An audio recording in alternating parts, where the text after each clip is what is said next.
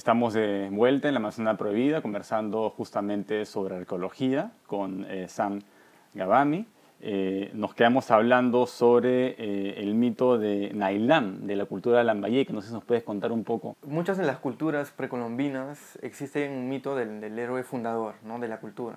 Ahí se origina esa misma cultura. Por ejemplo, para los incas hay Manco Cápac, para los Chimuta Cainamo, y para Lambayeque existe pues, el mito de Nailam. Eso lo conocemos a través de las crónicas, ¿no? Y ese mito cuenta ese héroe que llega pues, por el mar y con todo su corte en la región de Lambayeque, y ahí pues nace con él, digamos, la cultura de Lambayeque, y lleva con él un ídolo que llama Yampayek, de ahí viene pues el nombre de Lambayeque, y a su muerte se convierte en nave y vuela hacia los cielos, digamos, hacia el más allá, pues, ¿no? Y es interesante porque Muchik, pues, Nailam significa el ave del agua, y en ese caso, pues, Nailam llega por el mar y luego a su muerte vuela al cielo. Entonces, Me contaste la otra vez que estuvimos conversando que en una de tus excavaciones encontraste una momia que podría ser interpretada como que tuviera alas.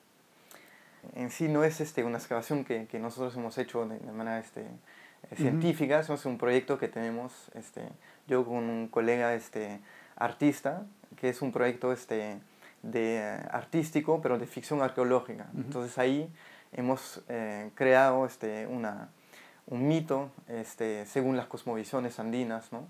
Y ese mito habla pues, de una divinidad que nace con alas de cóndor y que un día baja en la tierra, observa la dura condición del ser humano y para ser más sabio se arranca las alas y vive en la tierra con los hombres, ¿no? Entonces con ese mito, a partir de ese mito que es creado, construimos o creamos, digamos, más bien vestigios arqueológicos que son muy fieles, digamos, a los estilos de la época.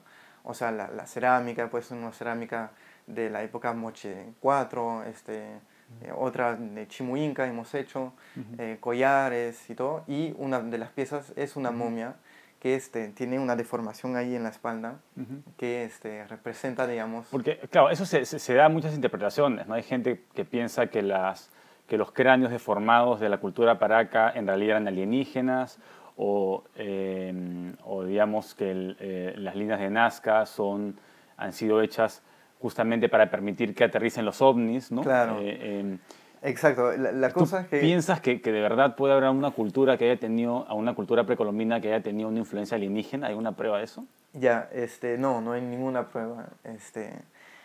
Justamente yo creo con ese proyecto que acabo de mencionar, tratamos justamente de tocar esos temas, porque justamente la arqueología, o como le mencioné, ¿no? Los temas que toca la arqueología fomentan muchísima fantasía, ¿no? y imaginación. Y a partir de esos hechos, mucha gente que al final, de hecho, no tiene formación científica, digamos, para poder entender. Exactamente, para investigar, de ahí volan, ¿no? De ahí se meten en temas y bueno, entonces van creando muchas teorías fabulosas, ¿no? Entonces, en ese caso, claro, tú mencionaste lo de la deformación craneal, que es un ejemplo típico de mucha gente que lo toma en cuenta como si fueran pruebas de los alienes. Claro, o sea, no hay ninguna prueba de eso.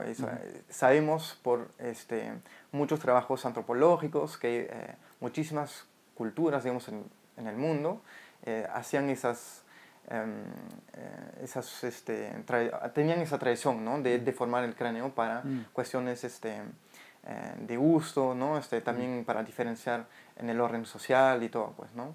Entonces, en eso, claro, o sea, no tiene absolutamente nada que ver con gente de... Pero en el caso de las líneas de Nazca, que es...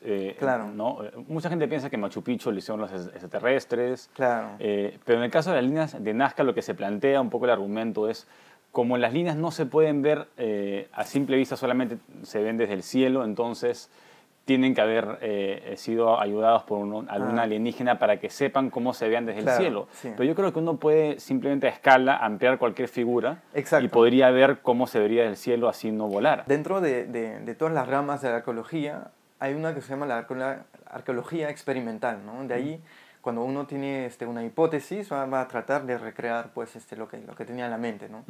Entonces, en ese caso hay un grupo de investigadores que sí trataron de recrear esas líneas a escala, digamos, naturales como las que conocemos, y sí lograron, ¿no? Finalmente en un tiempo bastante corto, ¿no? Entonces, y sin tecnologías sorprendentes, ¿no? Entonces, en ese sentido, el problema, digamos, con las líneas de Nazca es que, claro, tenemos esa visión moderna, ¿no? De pensar que, claro, o sea, es tan grande que no se puede ver ahí abajo, entonces tiene que ser para alguien que lo ve de arriba. Entonces, de ahí, a partir de ese hecho, pensamos que, claro, como no podían volar, hay un extraterrestre, ¿no? Pero más bien hay que pensar en la cosmovisión, digamos, de la época, ¿no? Entonces, la gente, claro, tenía su apreciación, ¿no? Hacia el mundo, hacia el universo, y entonces había dedicaban, digamos, obras monumentales a los dioses, ¿no? Y en ese sentido, hay varias teorías científicas alrededor de las líneas, de hace 70 años más o menos, y una de ellas es las líneas como caminos rituales alrededor de un culto al agua. Porque claro, las sociedades como Nazca, como los mochicas, que son en la costa del Perú, que es un lugar muy árido, un desierto, solamente o sea, se pueden desarrollar si manejaban el agua, pues, ¿no? Entonces, en el caso Nazca, han desarrollado los puquios, que son esos pozos, ¿no? Que encontraban las napas freáticas y de ahí creaban canales para luego irrigar, digamos, el desierto y luego hacer tierras fértiles, ¿no? Y también, bueno, o sea, ¿para qué los astronautas los antiguos astronautas, la teoría de los antiguos astronautas que aparece tanto en el History Channel y que tanta gente cree, ¿no? Tanta gente está pensando que digamos, las culturas antiguas, por una de las grandes culturas antiguas no tuvieron ningún mérito humano, ¿no? Claro, no fueron los exacto. extraterrestres los que construyeron las pirámides, los que construyeron todos estos grandes monumentos, ¿no? Ese tema que... No le quitan mérito un poco al hombre peruano antiguo o al hombre, digamos, antiguo en general. Sí, pues, o sea, ese tema exactamente yo creo que, o sea, tocas exactamente el buen tema, porque al pensar eso, o sea, totalmente, o sea, sacas, digamos, todo el mérito y todo, finalmente, una tradición milenaria de una cultura que sí, en verdad, creó cosas, ¿no?